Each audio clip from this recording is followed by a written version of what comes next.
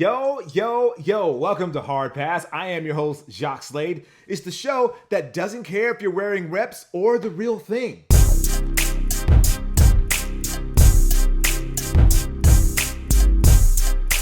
I know that's going to shock a lot of people, but there's other more important things to care about than if the person next to you is wearing legit Freddy Kruegers or not. Let's start with some hot takes. The Nike Air Trainer line now officially belongs to Saquon Barkley after Bo Jackson officially bequeathed the title to the New York Giants running back. Hopefully, this is the start of a trend at Nike where forgotten sneaker lines are revived with modern day athlete. Like, could you see a return of the Air Up-Tempos or Zoom Flight 95s with a star like Devin Booker or Ja Morant? Like, who could take over the Nike PG line? The Air Jordan 11 Cool Gray got a shock drop on the sneakers app this week. Congrats to everybody who was able to secure a pair, and sorry to those who were not able to get it, especially the poor guy who wanted these so much, he paid $850 at resale for them. Like, why? If only there was a fair and equitable way for people to get most of the shoes that they want and Nike doesn't always have to take a PR hit. Pre-orders. It's pre-orders. Stop wondering.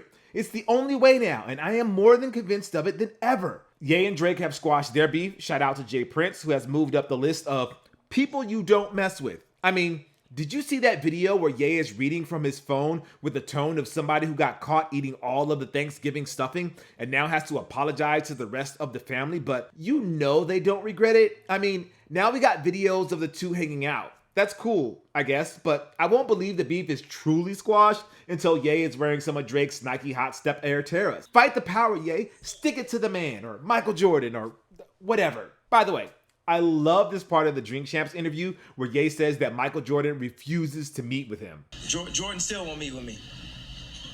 I'm like, man, it's a song, man. But Nike really ain't had it since the Yeezys. They can't, but they could get it back, you know what I'm saying? Basically, New God Flow was a troll comment, and when Jordan acknowledged it, Ye froze just like every Twitter egg and replied, "Oh man, I was just joking. I love your work," before doubling down and saying Nike hasn't had anything hot since he left. Sure they have it, Ye. Sure they have it.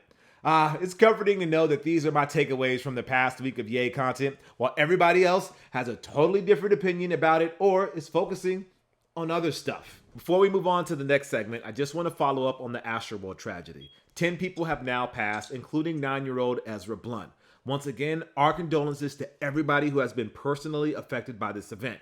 Not surprisingly, some companies are now starting to distance themselves from Travis and other celebrities who are associated with him. There's a W Magazine cover story featuring Travis that was shot and printed before Astroworld that will no longer be printed out of respect for those who died. And in the news that has people divided in the sneaker world, Nike has postponed the release of the Cactus Jack Air Max 1, stating, out of respect for everyone impacted by the tragic events at Astroworld Festival, we are postponing the launch of the Air Max 1 Cactus Jack. No word yet on when the shoes will be released, if ever. As you might expect in the comments, people are upset because they can't get their kicks because that's the most important thing to them. Look, I'm just going to reiterate the same thing I said last week when people said that they were worried about being canceled for wearing Travis's sneakers. This ain't about you. You are not that important. I'm not important. Showing respect for the people who were hurt and the people who died, regardless of how much or how little Travis bears the responsibility for it, is the right thing to do. We as a sneaker community cannot lose sight of the real world. We can't just be obsessed with these things we put on our feet so that nothing else matters. And while I can see and appreciate the sentiment that Nike should go ahead and sell the shoes and donate all the proceeds to charity, I'm just going to point out that one of the reasons Cactus Jacks command a huge premium at resale is because Nike doesn't make a lot of them. Whatever that big check Nike should cut from the sales of these shoes is going to disappoint you. And if Nike never releases them, that's their decision. Again, because it's not about you or me. The Xbox. It turned 20 this past week. Yes, that hulking piece of plastic that looked more like a VHS player than the console that would usher in a new era of gaming is now older than a handful of NBA rookies. Fun fact, LaMelo Ball is only a few months older than the Xbox. Wait, co-writer, I don't know if that's a fun fact as much as it is a sad and sobering reminder that gives me existential dread about the passage of time. Anyways, Microsoft launched their first video game console to a public that wasn't really sure what to do with it. I mean, by November 2001, the Sega Dreamcast had already come and gone, the Nintendo GameCube had dropped a few months earlier, and the Sony PlayStation 2 was already the market leader with a year-long head start. What was the Xbox going to deliver that you couldn't already get from the consoles backed by companies that already had a history with gamers? Even though the GameCube was a weird console itself, from its shape to its media format, it had Mario, Zelda, Metroid, and other franchises that were exclusive to the brand. Sony was riding high from the success of the original PlayStation, and the PS2 was poised to continue that hot streak with amazing looking games, a built-in DVD player, and a resale value that helped pay for more than a few college semesters. Not that I knew anybody that knew somebody who was able to flip more than a dozen PS2s and lived off that money for a minute. Nope. Never happened. It's crazy to imagine now in a world of streaming, but the PS2's ability to play DVDs cannot be understated. It was a selling point that kids could use to convince their parents to buy a PS2 because it felt like a 2-for-1 deal. The games were for the kids, but the DVD player was for everybody. It was ushering in a new era. By the way, the secret coolest console from that generation was the Panasonic Q, which was a shiny Iron Man looking GameCube that played DVDs. Very disappointed that it never came to America. Anyway, back to Xbox. So, the Xbox had an uphill battle ahead of them. Prior to the launch, they were presenting themselves as the console with swagger. From the literal giant Xbox concept to having The Rock present the console with Bill Gates to the commercials for Dead or Alive that were cringeworthy even then. Microsoft had an idea for who their audience was and they locked in. Even the behemoth controller that would later be called the Duke was seemingly designed with the bro in mind. But if you look beyond the marketing hype, there was a lot to love about the Xbox. It had a 10GB hard drive built in. Well, only 8 of free space because they always carve a chunk out for the system OS, so you no longer had to buy memory cards if you didn't want to. The Ethernet port allowed people to hook up their consoles to a local area network, aka the coolest and dorkiest parties ever, and within a year they were online thanks to Xbox Live. Third-party multi-platform games looked better on Xbox. The music had a little more variety thanks to a feature that allowed us to transfer our CD library onto the console to create custom soundtracks for certain games. No disrespect to whoever put the soundtrack together, but Project Gotham Racing sounded much better with the late DMX. Man,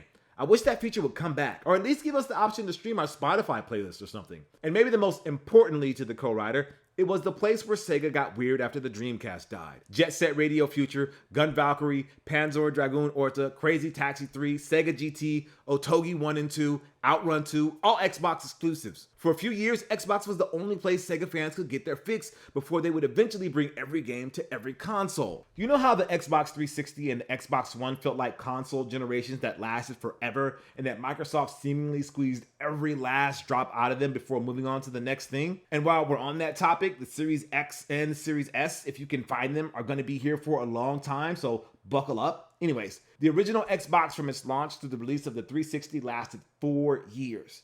They couldn't wait to sunset the original Xbox and move on to the 360, as evidenced by the fact that this time around, the 360 would launch a full year before the PS3 and the Wii, grabbing the lead even if the Wii and PS3 would catch up by the end of the generation, and learning from most of their mistakes. I say most because, hi, Red Ring of Death. Anyways, after watching the Xbox 20th anniversary stream, I think that hulking piece of plastic that looked like a VHS player has aged rather well. It's still the only place co-writer can play Jet Set Radio Future without messing around with emulators, and he's hoping that we get a retro version of it someday a la the Super Nintendo Mini. So, before we move on to the next segment, here's a quick ranking of the 20 best games we here at Hard Pass played on the original Xbox, including multi-platform games. Number 20, Grand Theft Auto, the Trilogy. Somehow, this 16-year-old compilation is better than the definitive edition that just dropped 2 weeks ago. 19, Fable.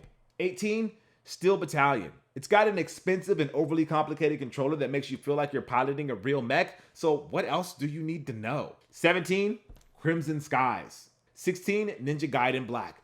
Never has a game made me look so badass and pathetic all within a span of a few minutes. It was tough, and I loved every minute of it until I quit playing it because it was too damn hard. Yes, I was Ninja Dog. Number 15, Burnout 3, Takedown. Number 14, Dead or Alive 3.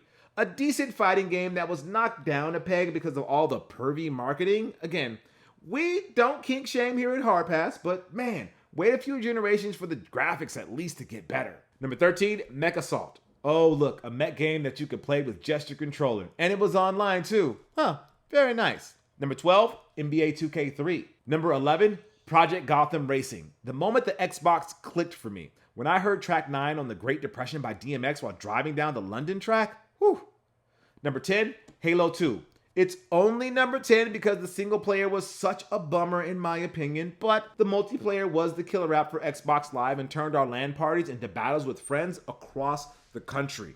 Number 9, NFL 2K5. Still the best football game ever made, and it was $20 when it was launched as a way to catch up to EA Sports Madden franchise. And it worked because Madden would quickly drop to $30, and by the end of 2004, EA signed an exclusive deal with the NFL to be the only company that could make console football games. Number 8, Prince of Persia, Sands of Time.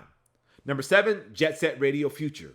Number 6, Def Jam Fight for New York. We did a whole segment on Hard Pass about this game a while back, and we still stand by our desire for the Def Jam series to get a sequel or a retro release on current-gen consoles. Number 5, NBA Street Volume 2. Yet another EA game that needs a retro. Come on, guys. Stop messing around and give the people what they really want. Number 4, Splinter Cell Pandora Tomorrow. Like Halo 2, Splinter Cell's revolutionary multiplayer gave us a glimpse of what was possible with online gaming. Granted, I was terrible at it, but those games were some of the most tense I've ever felt holding a controller. Number 3, Star Wars Knights of the Old Republic. You want to know where Star Wars lost their way? It was around the time of Knights of the Old Republic dropped, and you realized that the epic storyline in this game was better than anything George Lucas was putting on the big screen with the terrible prequel trilogy. And after Rise of Skywalker, it only makes the fans, co-writer, pine for the movie adaptation of its all-time classic. Number 2, Panzer Dragoon Orta.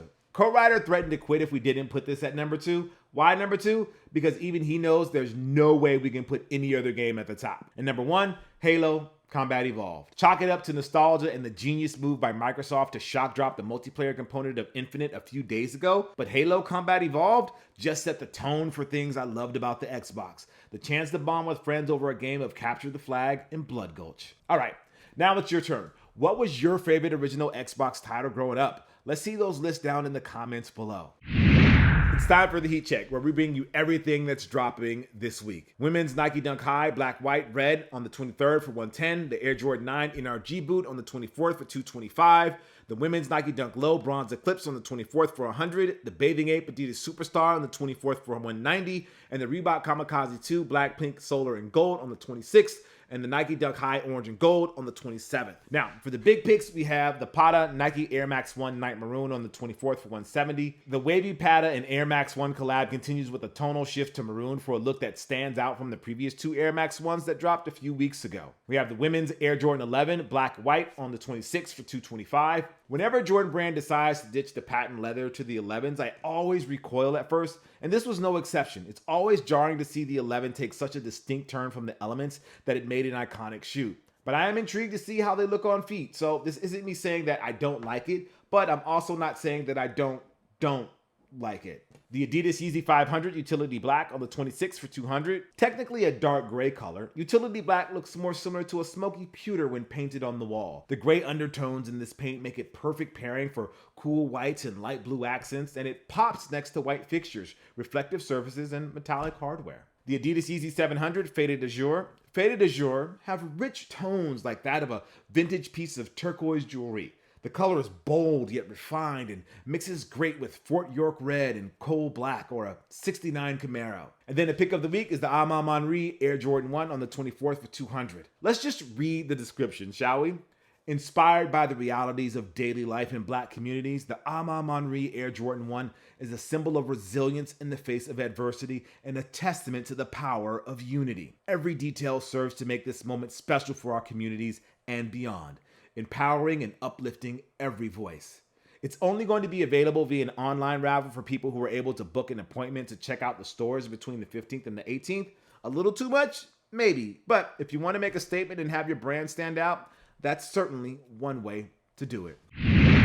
It's time for this week's Hard Pass, where we take a look at something in the culture that just needs to go, like Microsoft. Wait, what? But Jacques, didn't you just spend an entire segment on the Xbox and how great it was? Yes, we did, but that doesn't mean it was a perfect console. We'll talk about that some other time, but I have a major complaint with Xbox right now. As part of the 20th anniversary stream, they also revealed the final list of games that will be getting backwards compatibility. Out of the big three, Xbox has been the most proactive about making sure their legacy titles from as far back as the original Xbox would be playable on the current gen Series S and Series X. While they wouldn't be able to get every game due to technical issues and or licensing difficulties, the effort was there to do as much as they could, and gamers appreciated that. In our unboxing of the Series S and the X consoles, we even showed off Co-Writer putting his Panzer Dragoon Orta disc into the Series X. But now that the final backwards compatibility list is here, it's a little bittersweet, but also mad annoying. Why? Because 50 Cent Blood on the Stand made the list. 50 Cent, Blood on the Sand, the greatest video game ever made. Or the most mediocre, depending on how often you watch old Giant Bomb video reviews. If you haven't played Blood on the Sand, you should probably buy a used copy on disc now. That's because while the game is backwards compatible, they are, as of this recording, not selling it on the digital marketplace. This has caused a spike in the prices for the Xbox 360 disc version, with recent sales going for as much as double the original price. I have never felt that Fat Joe meme more than I do now. Yesterday's price is not today's price. Co-Writer played it on the PS3, so he's okay, but I don't have a PS3 anymore, and I want to be able to find the bitch who took 50's skull. 50's words, not mine, with updated visuals at a buttery 60 frames per second. Murdering entire generations? Tony Yayo's words, not mine, and jumping over big-ass ramps, again, Tony Yayo's words, will probably never look so good. But I'll never know because I'm stubborn and refuse to pay obscene resale prices for a used disc when Xbox should do the right thing and make it available digitally. I understand that doing so is probably expensive, considering they would likely have to pay 50 and whoever owns the music rights a boatload of money, and THQ Games doesn't even exist anymore, but please, do it for me. Someone who loves this game either genuinely or ironically. I'm not really sure anymore, but just do it, Xbox. Anyways, this week's actual hard pass goes to NBA players chasing Kobe's. A few weeks ago, ESPN dropped an amazing story about the league stars going to great lengths to secure Kobe's protros. After the dissolution of Nike and the Bryant estate, there has been a drought in supply, primarily because Nike can't make Kobe's anymore. While star players like DeMar DeRozan, Devin Booker, and Anthony Davis have a fairly decent backlog and are playing in pairs that they still have for more games than ever before, it's the veterans and the young stars who haven't amassed a large enough collection who are fiending for new pairs to play in. Some of the reasons are obviously sentimental. This generation reveres Kobe in a way that the previous generation revered Michael Jordan. At the same time, the Nike Kobe 4, 5, and 6 are among the most well-reviewed basketball shoes ever made, and because of some minor tweaks to make them protros, they can hang with the tech found in newer Nike footwear. Like reading the ESPN story by Brian Windhorst, you get the sense of dread in players who love Kobe's and Kobe because at some point the supply is going to run dry, and since most of these players wear big sizes that we all know Nike didn't produce in the same high numbers as sizes 9 to 11, they're going to have to make some tough choices. Of course, this is all a little silly. NBA players getting desperate in the same way that we sneakerheads get mad FOMO when we take an L on the sneakers app, but it does speak to something that many sneakerheads all hope will get resolved at some point in the future. According to Windhorst, talks are still going on between Nike and the Bryant estate, but we shouldn't expect a resolution anytime soon. And even if a deal is struck tomorrow, the process of creating new Kobe's could take up to a year or more, and that's not even taking into account the problems in the global supply chain. At the same time, I wonder if we're going to see that many people wear a hypothetical Nike Kobe 7 Protro because it wasn't as well received as the previous entries. We've already seen some players turn to Kyrie's as an alternative, which is great because somebody should wear them this season. Like I said, it's all silly because it's not some world-ending problem if so-and-so player can't wear Kobe's. And I would much rather have Nike and the Bryant estate come to an amicable agreement to bring Mamba back that doesn't result in drama like when we saw and heard during the reveal of the Kobe 6 Mambacita shoes. Let Nike find the proper way to honor Kobe's legacy while also respecting the estate's wishes to not be treated like B-tier signature athlete because we all know Kobe meant more than that even after retirement. And besides, think about who are B-tier signature athletes at Nike right now. I can think of one. So yeah, let's not worry about the poor NBA guys who can't get Kobe's. We can't find them either. Welcome to the club, guys. So how are your efforts to grab Kobe's been going lately? Easy? Tough? Expensive? What's the right call for Nike and the Bryant estate? Let me know down in the comments below. All right, that's going to do it for the show. I want to thank you guys for watching Hard Pass. I am Jacques Slade. I'll see you next week, but not before I show you the toughest person you will ever deal with courtside. The GOAT.